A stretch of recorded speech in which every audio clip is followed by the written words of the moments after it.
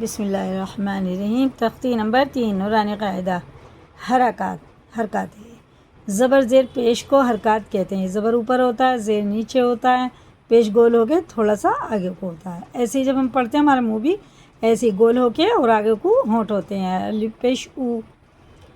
زبر زیر پیش کو حرکات کہتے ہیں۔ زبر زیر پیش کو جلدی پڑھیں، تھوڑا بھی نہ کھینچیں۔ الف ہمیشہ خالی ہوتا ہے، جو الف خالی نہ ہو وہ حمزہ ہے۔ جیسے یہ حمزہ ہے، خالی نہیں ہے نا، یہ اگر خالی جو الف ہوتا ہے جس پر حرکات نہیں ہوتی وہ حمزہ ہوتا ہے، الف ہوتا ہے۔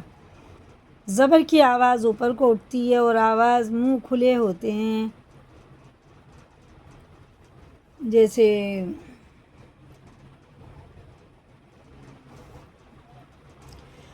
الف زبر آ، با زبر با، یہ ہم پڑھ چکے ہیں نا، اس میں قاعدے میں پڑھ چکے ہیں، بنا کھینچے پڑھیں گے۔ تا زبر تا، سا زبر سا، اور یہ جو ہے یہ ہجے کریں گے۔ دال زبر دا، را زبر را، دا را، سین زبر سا، دا را سا، واو زبر وا، دال زبر دا، و دا، عین زبر آ، و دا آ، عین زبر آ، با زبر با، با، دال زبر دا، با دا، کاف زبر کا، سین زبر سا، کسا، با زبر با، کسا با۔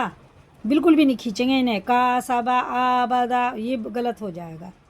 دال زبر دا، خا زبر خا، دخا، لام زبر لا، دخلا، با زبر با، لام زبر لا، بلا، غین زبر غا، بلا غا، واو زبر وا، جیم زبر دا، وجا، دال زبر دا، وجا دا، سین زبر سا، دال زبر دا، سین زبر سا، جیم زبر دا، سجا، دال زبر دا، سجا دا۔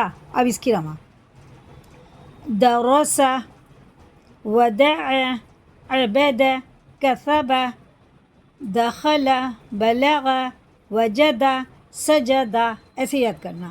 یہ تو ہو گیا نا ہمارا، اس میں قاعدے میں بھی ہو گیا ہے۔